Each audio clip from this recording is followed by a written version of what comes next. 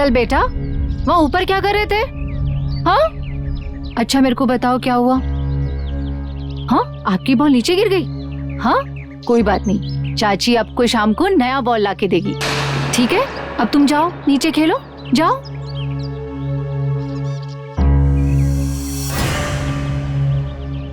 अरे दारू P P के पगलवा गए हो क्या? अरे क्या करने जा रहे थे? उदय को कुछ हो गया तो हम ही लोग फंसेंगे। सबके सामने उसको लेकर आए थे यहाँ। अपने दिमाग पे लगा जंग जरा हटाओ। इसको मारेंगे पर ऐसे नहीं, कुछ ऐसा करना होगा कि हम पे किसी को शक ना हो, ठीक है? आखिर एक मासूम बच्चे से किसी की क्या दुश्मनी हो सकती है, या फिर एक मासूम बच्चा किसी को क्या नुकसान पहुंचा सकता है? लेकिन ये लोग एक बच्चे की जान लेना चाहते थे। क्या वजह हो सकती है और कौन थे ये लोग?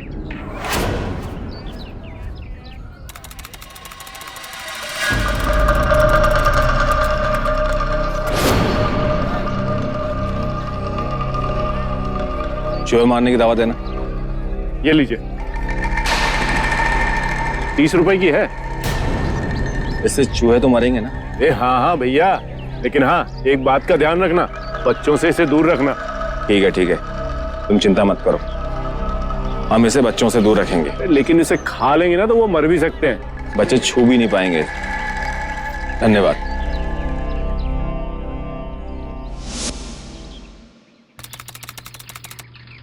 उदय इधर आओ बेटा, अब बस खेलना बहुत हो गया, पहले दूध खत्म करो। नीलम, एक सेकंड, उदय को दूध हम पिलाते हैं।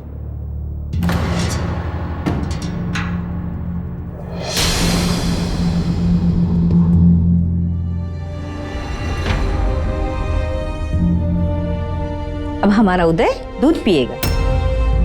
नहीं, पहले चॉकलेट दो। आप अच्छे बच्चे हैं ना, तो अच्छे बच्चे पहले दूध पीते हैं। हाँ लो।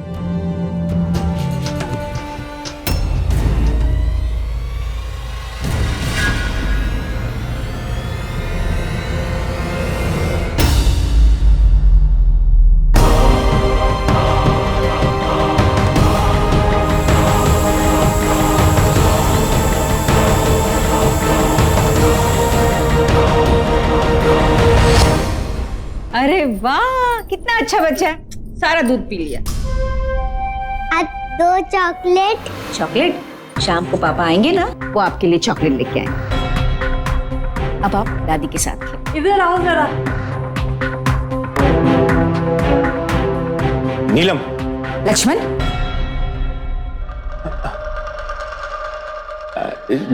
जी भाभी। वो आपके इंटरव्यू का हुआ? अरे वो हम आपको बताना भूल गए। ये भी कोई भूलने वाली बात है? वो कहा है ना कि नौकरी के लिए हमें यहाँ से कहीं दूर जाना पड़ेगा, और हम आप लोगों को छोड़ के कहीं दूर जाना नहीं चाहते। तो क्या उम्र भर आप अपने भाई की कमाई पे ही रहोगे? आपकी शादी हुई है, बच्चे हुए हैं, अरे उनके प्रति कोई जिम्मेदारी है कि नहीं?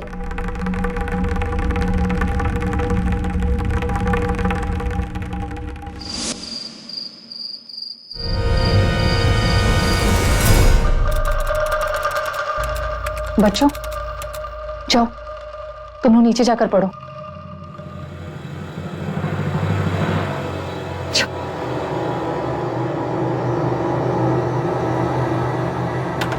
तूने उदय के दूध में जहर काहे नहीं डाला? बोल। अगर आज मैंने दूध में जहर मिला दिया होता ना, तो हम दोनों पुलिस स्टेशन में होते। दूध मैं ही बनाकर लाई थी। अरे तुझे दिखाई नहीं देता? वो औरत हमें कैसी खरी खोटी सुनाती है। बाप बन गए हो, नौकरी कर लो, दिखाई नहीं देते तेरे को?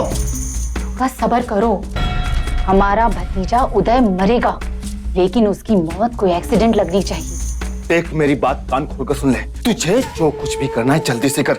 जिस दिन मेरा दिमाग खराब हो गया ना, उस दिन मैं उस औरत को ही मार डालूंगा। कल रात को फिर से लक्ष्मण ने तुम्हें मारा था? नहीं भाभी। क्यों झूठ बोल रही हो नीलम?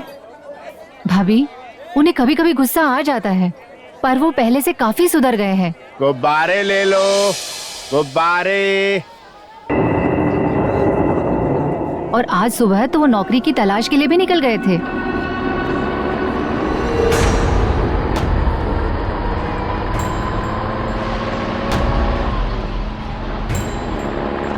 तुम्हें वो गुब्बारा चाहिए? जाओ ले लो। भाभी, सेब ले लिया आपने?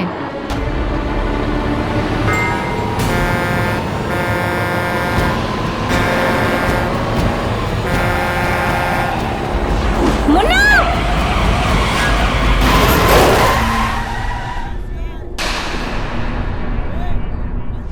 भाभी, मुझे माफ कर दीजिए। मुझे पता ही नहीं चला कि उदय कब मेरा हाथ छोड़कर चला गया। नीलम, इतनी लापरवाही कैसे हो सकती है? आज हमारे उदय को कुछ हो जाता तो। लता, अब बात को खत्म भी करो। हमारा उदय सही सलामत है ना? और फिर बहू अपनी गलती मान तो रही है, हो गई उससे भूल, आगे से वो ध्यान रखेगी। मगर कितने भरोसे से हमने उदय को उन्हें सौंपा था। अपने बच्चों का तो अच्छी तरह से ध्यान रख रही थी, मगर हमारे उदय का तो उन्होंने हाथ ही छोड़ दिया।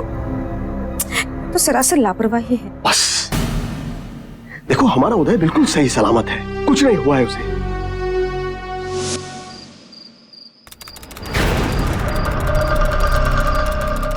अब बहुत हो गया। उसकी हिम्मत कैसे हुई ये बकवास करने की? पानी सर से ऊपर जाता जा रहा है। कुछ ना कुछ करना पड़ेगा, बहुत जल्दी कुछ करना पड़ेगा। परेशान मत हो, बस कुछ दिन और, उसके बाद उदय नाम की बला से हमेशा के लिए पीछा छूट जाएगा।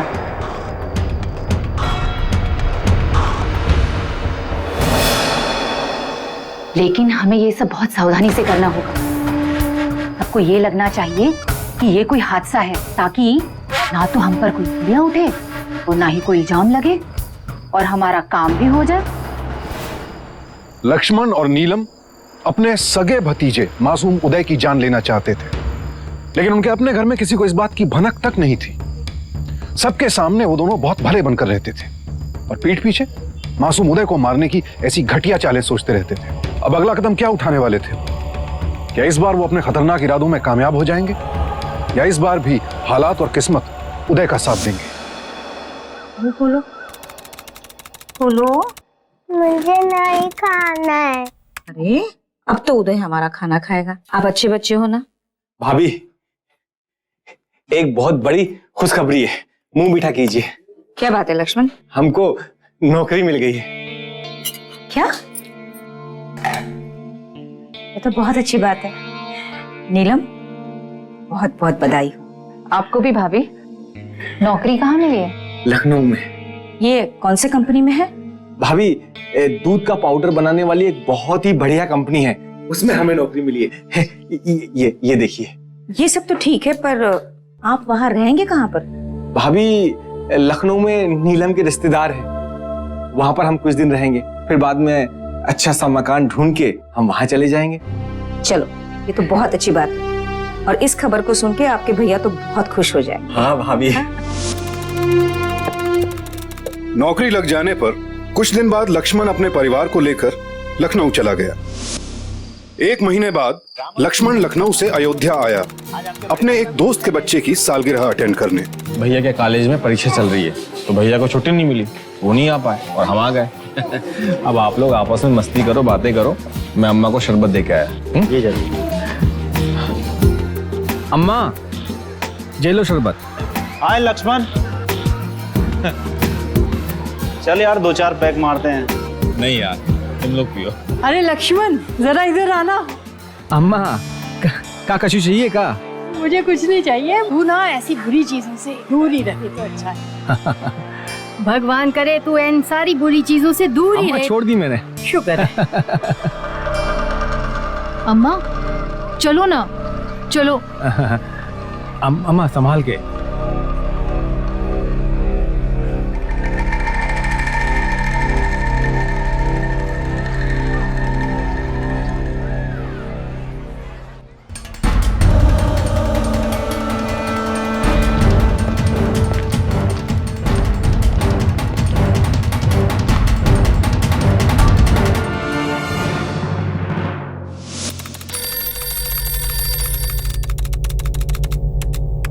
हेलो, तुम्हारा बेटा हमारे कब्जे में है, हमने उसे किडनैप कर लिया है। क्या? कौन बोल रहा है? ये जानना तुम्हारे लिए जरूरी नहीं है, हम दोबारा फोन करेंगे, अपने पति को बुला कर रखना।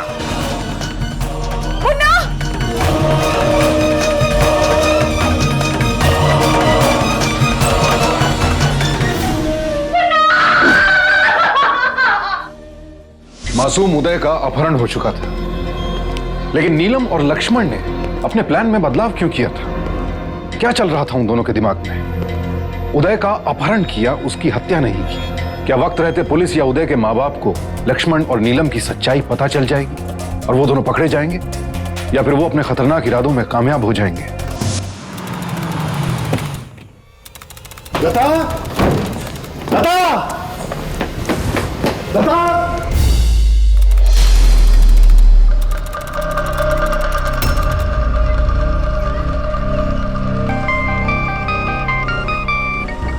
हेलो हेलो, उदय किडनैप हो गया। क्या? माँ जी, उदय किडनैप हो गया। क्या? हे भगवान, छोटी बहू, अरे छोटी बहू, इधर आना जरा। अम्मा, क्या बड़ी हुआ? बुरी खबर है, हमारे उदय का किसी ने अपहरण कर लिया। हाँ? लक्ष्मण कहाँ है? अरे यही कहीं थे अम्मा। अरे लक्ष्मण, बड़ी बुरी खबर है। उदय का किसी ने अपहरण कर लिया। अपहरण? हमें चलना होगा। भाई साहब, हमने किसी भी अनजान आदमी को यहाँ आते जाते नहीं देखा।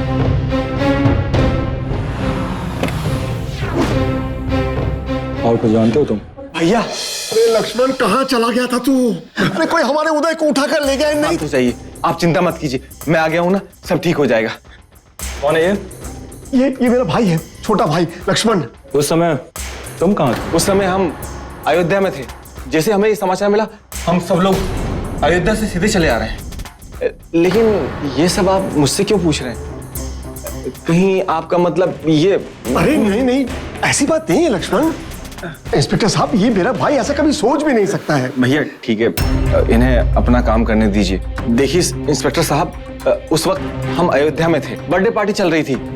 आप चाहे तो वहाँ के लोगों से भी पूछ सकते हैं। फिर भी अगर आपको विश्वास ना हो तो आपको बता देता हूँ कि वहाँ पे फोटो चल रहा था, फोटो शूटिंग हो रही थी। आप वो मंगा के देख सकते हैं। लक्ष्मण और नीलम ने बड़ी चालाकी से अपने काम को अंजाम दिया। किसी को उन पर शक तक नहीं हुआ। उधर पुलिस उदय के बारे में कुछ भी पता नहीं लगा पा रही थी। अपहरणकर्ताओं ने फिरौती के लिए कोई फोन तक नहीं किया था। उदय के माता पिता गहरे सदमे में थे। फिर एक दिन पुलिस को खबर मिली।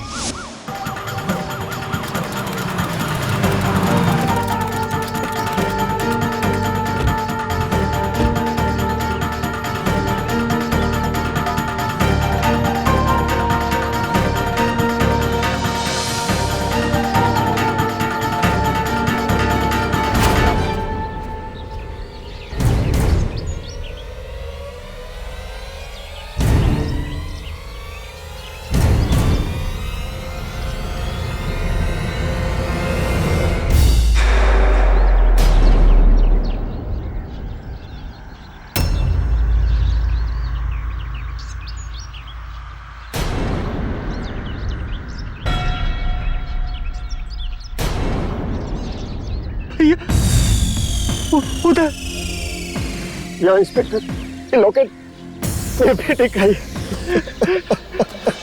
उदय, भैया,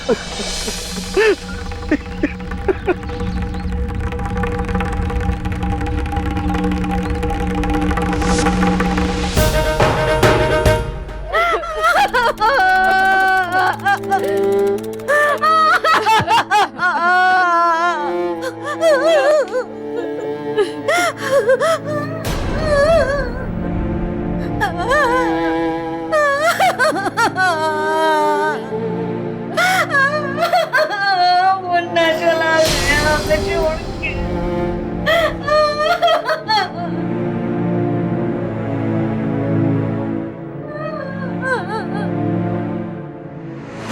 इंस्पेक्टर साहब, कुछ पता चला? जी हाँ, ये देखिए।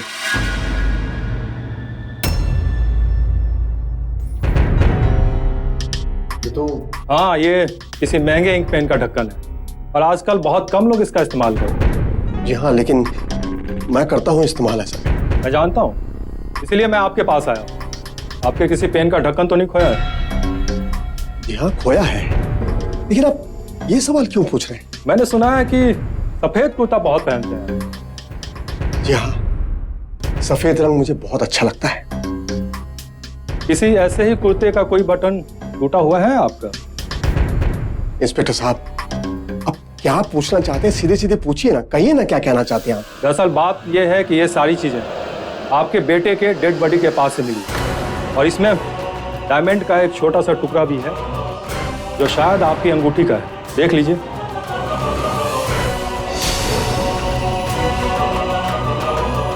अरे आप अब कहना क्या चाहते हैं? मैंने खुद अपने ही बेटे को। ने जो भी सबूत मिले हैं वो आपके खिलाफ है और फिलहाल हमें आपको अरेस्ट करना होगा। Arrest him. इंस्पेक्टर साहब, आप मेरे भैया को ऐसे लेके नहीं जा सकते। भैया आप चिंता मत करो, मैं आज ही अच्छे से वकील को करके आज ही घर में वापस लेकर आऊंगा। अरे इंस्पेक्टर साहब, अरे आप लोगों ने हद कर दी, ऐसे कैसे मेरे भैया को लेके जा सकते हो? रुकिए। बेटे को क्यों मारेंगे बताइए आप लोग।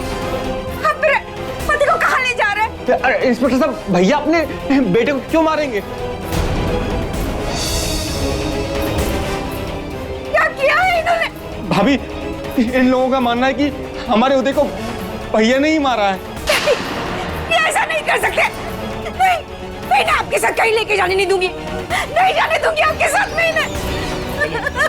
चिंता मत कीजिए, मैं अच्छे से वकील को करके आज ही छुड़वा कर लेकर आऊंगा। मैं सारे सबूत देखने के बाद यही लगता है कि तुम्हारा भाई रामदास ने पहले अपने ही बेटे को किडनैप करने का ड्रामा किया, फिर उसका खून कर दिया। हर खून के पीछे कोई ना कोई वजह होती है, लेकिन अपने ही मासूम बेटे को मारने के पीछे एक बाप के पास क्या वजह हो सकती है? अब वजह जो भी हो इंस्पेक्टर साहब, लेकिन कल हम रामदास की जमानत की अर्जी देने के लिए कोर्ट जा रहे हैं। आप वहां कोई ऑब्जेक्शन नहीं लेंगे, उनकी जमानत आसानी से हो जाएगी। वो कहना है इंस्पेक्टर साहब, हमको घुमा फिरा के बात करने की आदत नहीं।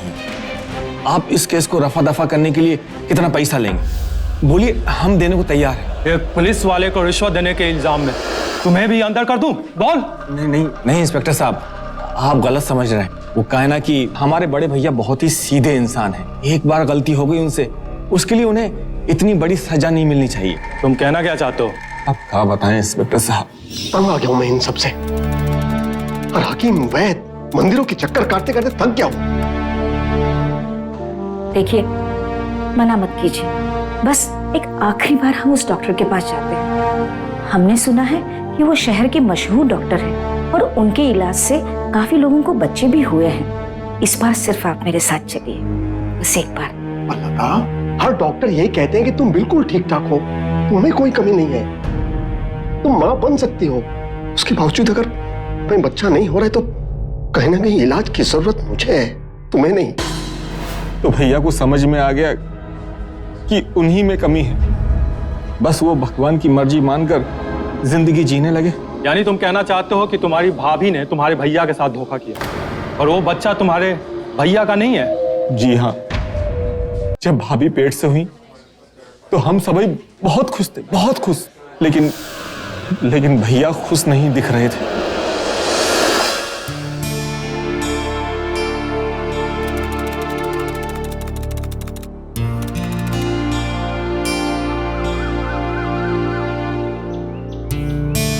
भैया, आप यहाँ खुशी के मौके पर अकेले क्या कर रहे हैं? अंदर सभी आपके बारे में पूछ रहे हैं। अरे क्या मुंह लेके जाऊं सबके सामने? तेरी भाभी में कोई कमी नहीं थी और डॉक्टर यही कहते थे कि वो मां बन सकती है, मतलब कमी मुझ में थी, मैं बाप नहीं बन सकता था। भैया आप, इसका मतलब आप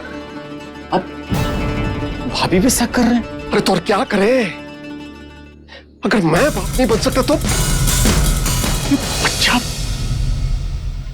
भैया तो देवता के समान है, बहुत सज्जन आदमी है। भैया ने इतने साल किसी और के बच्चे को पाला, अगर उनकी जगह मैं होता तो मैं कब का बीवी और बच्चे दोनों को खत्म कर चुका होता। किसी का खून कर देना तुम लोगों ने मजाक बना रखा है। एक तरफ राम जैसा भाई था जो अपने भाई लक्ष्मण और उसके पूरे परिवार का ख्याल रखता था, और दूसरी तरफ लक्ष्मण जैसा भाई जिसने पहले तो अपने ही भतीजे की इतनी बेरहमी से हत्या कर दी और फिर अपने भाई की जान का दुश्मन बन गया। लक्ष्मण ने पुरानी बातों को जानबूझकर इस तरह तोड़ मरोड़ कर पुलिस के सामने पेश किया कि राम अपने ही बेटे की हत्या का दोषी साबित हो जाए। इंस्पेक्टर साहब, मेरा यकीन कीजिए, मैं वो इंसान नहीं हूं जो अपने ही बच्चे को मार दूं। प्रोफेसर साहब, आपके भाई ने मुझे रिश्वत देने की कोशिश की इस केस को रफा दफा करने की, और उसी ने मुझे बताया कि वो आपका बच्चा नहीं था। अरे नहीं इंस्पेक्टर साहब, वो लक्ष्मण को गलत फहमी थी और उसकी वजह भी मैं ही था। जैसे मुझे मेरी बीवी की मां बनने की खबर मिली, मुझे लगा कि शायद वो मेरे साथ, लेकिन नहीं, वो बच्चा मेरा ही था वो बच्चा, यकीन कीजिए। उदय की लाश के पास से मिले सबूत राम को ही अपने बेटे की हत्या का दोषी ठहरा रहे थे। इन सबूतों के आधार पर पुलिस को राम को गिरफ्तार करना पड़ा। अब तक नीलम और लक्ष्मण की हर चाल सफल रही थी। लक्ष्मण ने जानबूझकर एक बेहद कमजोर वकील को चुना ताकि राम को जमानत भी ना मिल सके, और इतना सब कुछ कर गुजरने के बाद भी वो राम और लता के सामने अच्छा बनने का नाटक करता रहा।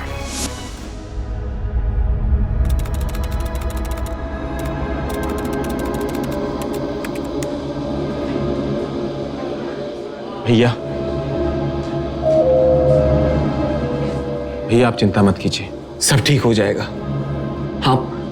आप बहुत जल्दी बाहर आ जाएंगे। आप दोनों थोड़ी देर के लिए बाहर चले जाइए, हमें इनके साथ कुछ अकेले में बात करनी है।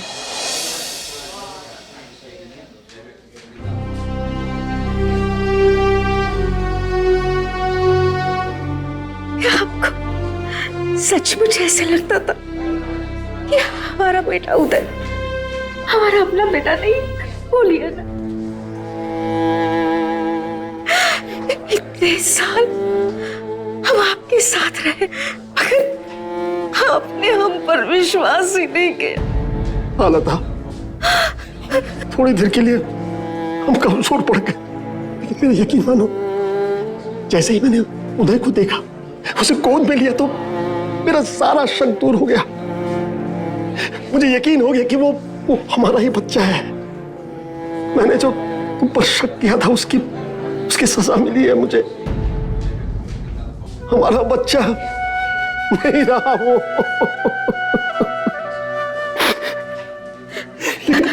लेकिन मेरा यकीन करो लता, मैंने नहीं मारा है उसे। हम जानते हैं कि आप किसी को भी चोट नहीं पहुंचा सकते, मगर एक बात जो हम नहीं जानते, उस बात को पुलिस को किसने बताया? शायद लक्ष्मण ने बताई होगी। लक्ष्मण, बहुत ही विश्वास के साथ हम यहाँ आए हैं। हमारे पति को बचा लीजिए, उन्होंने हमारे बच्चे को नहीं मारा है। ये बहुत ही सीरियस केस है। आपके पति पे आपके बच्चे को बेरहमी से मारने का इल्जाम लगा हुआ है। हम जानते हैं कि सारे सबूत उन्हीं के खिलाफ हैं, मगर अब हमारा कहना सच मानिए, वो पूरी तरह से निर्दोष है। आपको किसी और पे शक है? हाँ, लक्ष्मण। लक्ष्मण? अम्मा, मैं भैया को बचाने के चक्कर में लगाऊं ताकि केस जल्द से जल्द खत्म हो जाए, और भाभी हैं कि समझने को तैयार ही नहीं, वो दूसरा वकील करने के लिए चली गई। बेटा, राम आखिर उसका पति है, उसको भी तो फिक्र है ना उसकी जिंदगी की। अम्मा, भाभी ये सब करके गड़बड़ कर रही हैं। अगर कोई गड़बड़ हो जाएगी ना, तो भैया कभी भी जेल से बाहर वापस नहीं आ पाएंगे। हाँ हाँ हाँ अम्मा, ये बिल्कुल सही कह रहे हैं। हाँ अम्मा। बहू, तूने राम का वकील क्यों बदल दिया? वो लक्ष्मण ने जो वकील किया है, उस पे हमें भरोसा नहीं है। तो भाभी, आपकी बात का ई मतलब हुआ कि आपको हम पे विश्वास नहीं है? आपको जो समझना है समझ सकते हैं, मगर हाँ, हम जानते हैं कि ये निर्दोष है। हमारे उदय का कातिल तो कोई और ही है, और ये बात हम सभी लोगों के सामने साबित कर सकते हैं। ठीक है भाभी, अगर आपको सब कुछ अपने तरीके से ही करना है, तो फिर हम काहे यहाँ नौकरी से छुट्टी लेके पड़े हुए, चले जाते हैं। ये आपके लिए सही होगा, आप जा सकते हैं, हम सब संभाल लेंगे। देखा अम्मा, ये भाभी कुछ समझने को तैयार ही नहीं।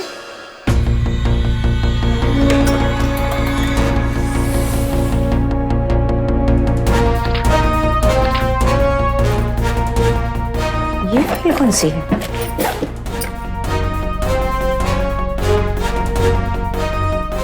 ये तो ऋषिकेश और श्रेया के नाम के वसीयत है। ये दूसरी फाइल, ये तो उदय के नाम की है। दो वसीयत है, इन्होंने क्यों बनाई होगी?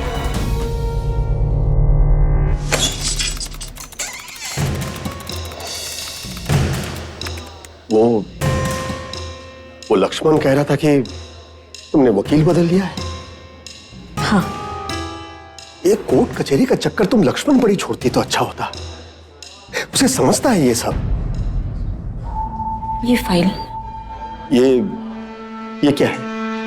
ये 2 वसीयतनामे की फाइल है। पहले आपने जो वसीयत बनाई थी वो लक्ष्मण के बेटे के नाम पे थी। अपनी सारी जायदाद आपने उसे देती थी, और जब हमारा अपना बच्चा हुआ तब आपने उदय के नाम पे कर दी। हाँ, अब हमारा उदय पैदा होने के बाद हमारा जो कुछ भी है वो तो उसी का होना चाहिए ना। लेकिन तुम ये सब क्यों पूछ रही हो? ये जानना चाहती हूँ कि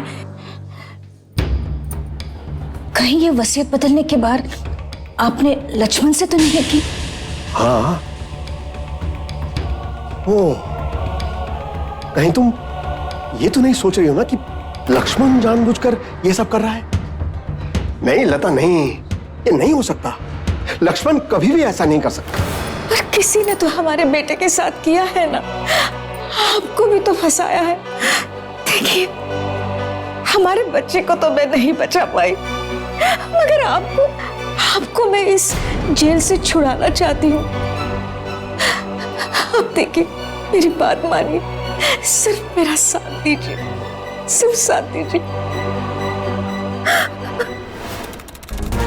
लक्ष्मण का मोटिव बहुत स्ट्रॉन्ग था। उदय के नाम सब कुछ हो जाने से लक्ष्मण को कुछ मिलने वाला नहीं था। लेकिन ये बात हम कोर्ट में कैसे साबित करेंगे? हमारे तो समझ में कुछ नहीं आ रहा है। अब हमें क्या करना होगा? आप एक काम करिए, आप अपने घर जाइए और लक्ष्मण की एक एक चीज की तलाशी लीजिए। शायद कोई सबूत हमारे हाथ लग जाए। लता अपने बेटे को खो चुकी थी। उस बेटे की हत्या के इल्जाम में उसका पति जेल में था, लेकिन इतना दुख झेलने के बाद भी लता ने खुद को कमजोर नहीं पड़ने दिया। उसका एक ही मकसद था, किसी भी तरह सच को सामने लाना, ताकि उसके बेटे का असली हत्यारा पकड़ा जाए, उसे सजा मिले और उसका बेकसूर पति जेल से छूट जाए। लेकिन क्या लता ऐसा कर पाएगी? क्योंकि अपराधी तो उसके अपने घर में थे और बेहद चालाक थे। वो लता की हर हरकत पर नजर रखे हुए थे।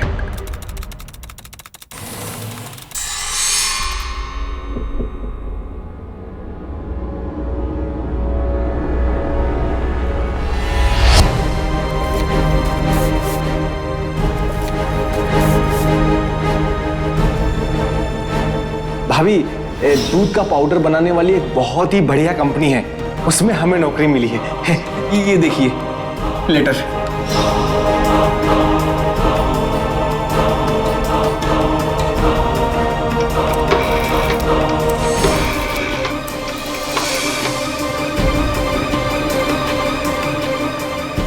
हेलो जी, क्या मैं लक्ष्मण के साथ बात कर सकती हूँ? एक मिनट।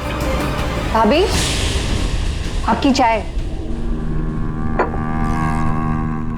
अच्छा भाभी, वो मैं घर का राशन लेने बाहर जा रही हूँ, आपको कुछ चाहिए? नहीं। अच्छा।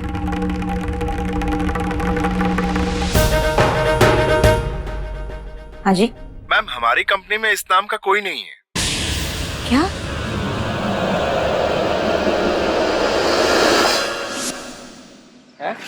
बहुत मस्ती करता है ये, बहुत।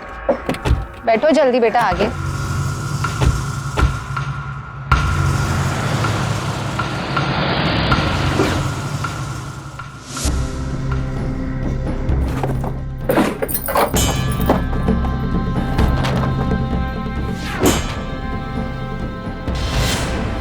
चूहे मारने की दवा?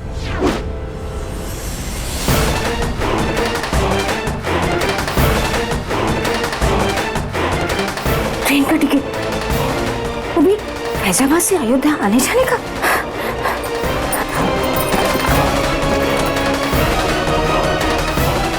लॉज का बिल? ये फैजाबाद का साहब, ये सारे कागजात आप देख लीजिए। इससे साफ पता चलता है कि लक्ष्मण झूठ बोल रहा है। वो कोई काम करने नहीं गया था। हमने तो वहां फोन करके पता करवाया था। और ये देख लीजिए, ये है उस लॉज का बिल। उस लॉज में वो काम करने के बहाने 1 महीना रहा था। ये जो टिकट है ना, ये है अयोध्या से फैजाबाद जाने की टिकट है। इस पे जो तारीख लिखी है वो उसी वक्त की है जिस वक्त हमारा बेटा गायब हो गया था। अब आप खुद ही बताइए रामदास जी कि आपका भाई आपसे इतने सारे झूठ क्यों बोल रहा है? लता के लाए गए सबूतों को देखने के बाद पुलिस ने लक्ष्मण को थाने बुलाकर उससे सवाल जवाब करने शुरू किए। लेकिन नीलम ने अपने पति को पुलिस के इन सवालों के लिए पहले से ही तैयार कर रखा था। भैया मैं मानता हूं कि मैंने नौकरी का बहाना करके घर छोड़ा, लखनऊ में जाकर यही लॉज में रहा। पर क्या करता मैं, थक चुका था मैं। भाभी के रोज रोज के तानों से तंग आ चुका था। सोचा कुछ दिन अकेले रहकर शांति से गुजारूंगा। क्या मैं मानता हूं कि मैंने आपका दिल दुखाया है, आपसे झूठ बोला है, लेकिन यह भी सच है जब उदय का अपहरण हुआ मैं यही अयोध्या में था। इंस्पेक्टर साहब, हाँ आपने वो टेप देखी है ना? देखी ना आपने टेप? वो हाँ टेप देखा है हमने, लेकिन तुम एक बात अच्छी तरह ध्यान रखना, अगर उदय की हत्या में तुम्हारा जरा भी हाथ हुआ ना तो तुम बच नहीं पाओगे। इंस्पेक्टर साहब, लता को अपने देवर पर पूरा शक था, इसलिए उसने लक्ष्मण के खिलाफ और पक्के सबूत इकट्ठा करना शुरू कर दिया।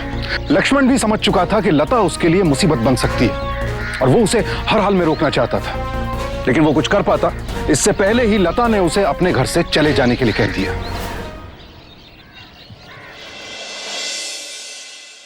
भाभी, हमारे पीठ पीछे थानेदारी करने की कोनो जरूरत नहीं। आपने पुलिस में जाकर सब कुछ बता दिया है। एक बात कान खोलकर सुन लीजिए, हमारे पीठ पीछे कोनो थानेदारी करने की जरूरत नहीं, समझे? आप हमारे ही घर में रह के आप हमें ही समझा रहे हैं? अपना सामान उठाइए और इस घर से निकल जाइए। क्या? हाँ, हम यही चाहते हैं कि आप इस घर से जल्दी निकल जाए। लेकिन भाभी। नीलम, हम सबके लिए यही अच्छा होगा कि आप लोग अपने लिए दूसरा घर ढूंढे।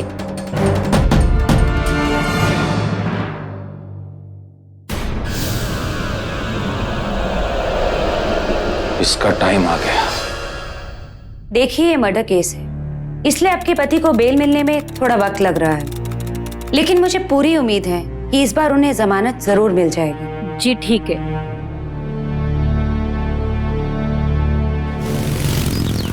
अरे वो रिक्शा वाले, कमला नगर चलोगे?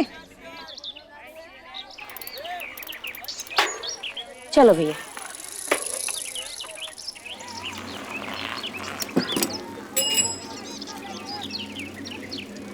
रिक्शे वाले भैया, 1 मिनट रुकना। अरे वो चूहे वाले। हाँ मैडम, क्या चाहिए? 1 मिनट, आपके पास चूहा मारने की दवा है? हाँ, ये लीजिए। क्या इससे सचमुच चूहा मरता है? चूहा तो क्या मैडम, इससे इंसान भी मर सकता है।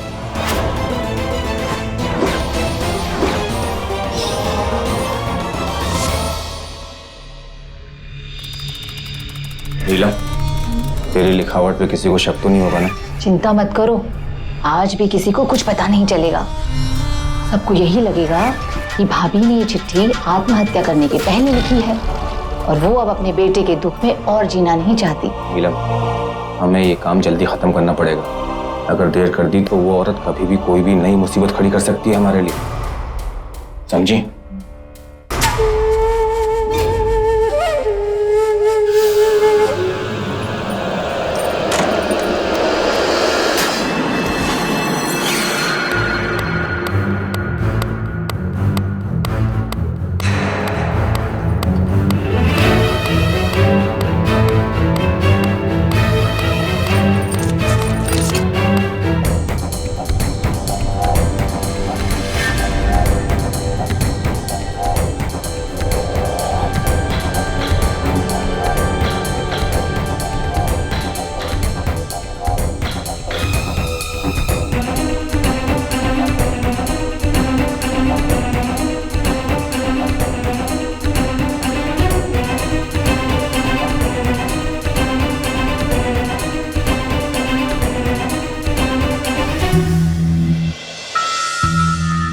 हे भगवान, इसके बाद तो लक्ष्मण वीडियो में कहीं नजर ही नहीं आ रहा। कहाँ गया होगा? कहीं वो नहीं। मुझे वकील साहब को फोन करना होगा। हाँ,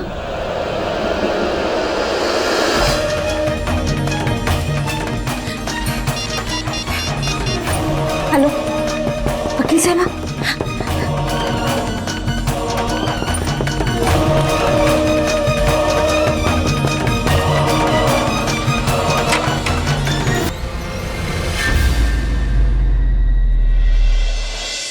भाभी, क्या मैं अंदर आ सकता हूं?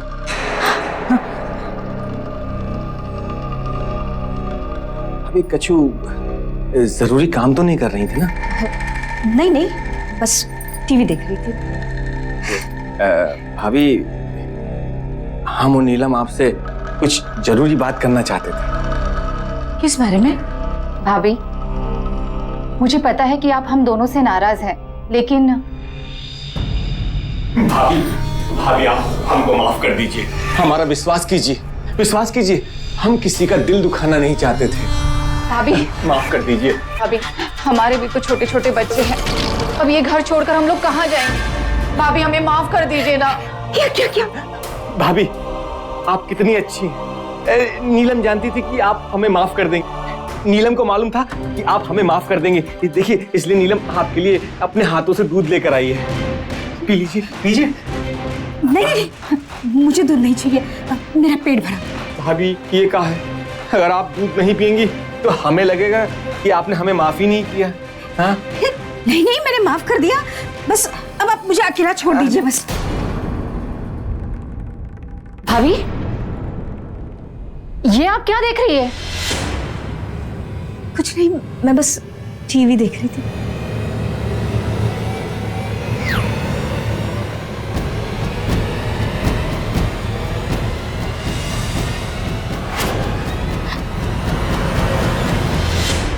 तो आपको सब कुछ पता चल गया, सब कुछ जान गई हैं आप हमारे बारे में। आप दोनों क्या कर रहे हो? कोई बात नहीं भाभी, अब ये ग्लास का दूध पी लीजिए और इस सब से छुटकारा पाइए, और हमें भी इससे छुटकारा दीजिए। तुम जैसी औरत के पास इतना दिमाग हो सकता है? तुम हमारा सारा सच जान गई हो। अब ये सच तुम्हारी मौत के साथ जाएगा। पिलाओ इसे दूध, पिलाओ।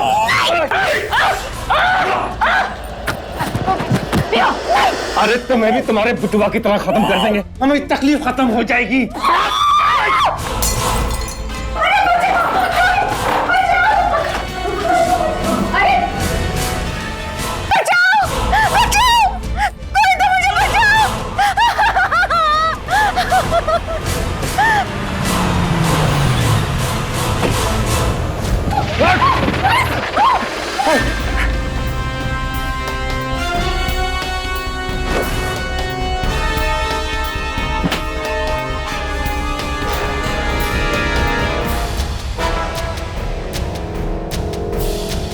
ये देखिए सुसाइड नोट। लक्ष्मण ने पूरी तैयारी कर रखी थी। अपनी भाभी को मारकर वो इसे आत्महत्या सिद्ध कर देता। अच्छा हुआ आप सही वक्त पे आ गए, नहीं तो लक्ष्मण एक और हत्या करके बच निकलता। लक्ष्मण के लालच को नीलम की चालाकी का साथ मिला और उन दोनों ने मिलकर अपने ही भैया, भाभी और भतीजे के खिलाफ इतनी बड़ी साजिश रच डाली। इस केस में लता की सूझबूझ और हिम्मत काबिल तारीफ रही। अपने बेटे की मौत से वो पूरी तरह टूट चुकी थी, लेकिन पति के जेल जाने के बाद उसने न केवल खुद को संभाला, बल्कि इस केस की पूरी सच्चाई पता करके पुलिस के सामने रख दी। लता अपने बेटे की जिंदगी तो नहीं बचा पाई, लेकिन हाँ, नीलम और लक्ष्मण को सजा दिलवाकर उसे कुछ सुकून तो मिला। एनसीआरबी यानी नेशनल क्राइम रिकॉर्ड्स ब्यूरो और एक प्रसिद्ध अंग्रेजी अखबार में छपी खबरों के आंकड़ों के मुताबिक सन 2010 में प्रॉपर्टी को लेकर हुए अपराधों की कुल संख्या थी 4,50,857, जो 2011 में बढ़कर 4,65,284 हो गई। हम सबको बचपन से सीख दी जाती है कि लालच बुरी बला है। नीलम और लक्ष्मण ने जो किया और उनके साथ जो हुआ, यह इस सीख का जीता जागता उदाहरण है। अपने लालच की वजह से उन्होंने अपने सगे भैया भाभी से उनकी जिंदगी की सबसे बड़ी खुशी, उनके बेटे को उनसे छीन लिया। आज वो दोनों खुद जेल में सजा काट रहे हैं और उनके अपने बच्चे माँ बाप के होते हुए भी अनाथों सा जीवन व्यतीत कर रहे हैं। आए दिन हम न्यूज़पेपर और टीवी की खबरों में प्रॉपर्टी के कारण किए गए अपराधों के बारे में सुनते हैं। इस वक्त भी हम में से कईयों के घर में प्रॉपर्टी का झगड़ा चल रहा होगा, और अगर चल रहा है तो इस झगड़े को अभी खत्म कर दीजिए, क्योंकि एक जमीन के टुकड़े या ईंट पत्थर से बनी दीवारों की जायदाद से कहीं ज्यादा कीमती है आपके अपने सगे संबंधियों से आपके रिश्ते। अच्छा हो या बुरा, कैसा भी समय हो, पैसा नहीं, सिर्फ रिश्ते ही साथ निभाते हैं। अब मुझे सुशांत सिंह को इजाजत दीजिए। कल आपसे फिर मुलाकात होगी एक और ऐसी सत्य घटना के साथ। इस शनिवार और रविवार सावधान इंडिया वीकेंड स्पेशल में देखिए सावधान India Uttar Pradesh fights back, रात 10 बजे।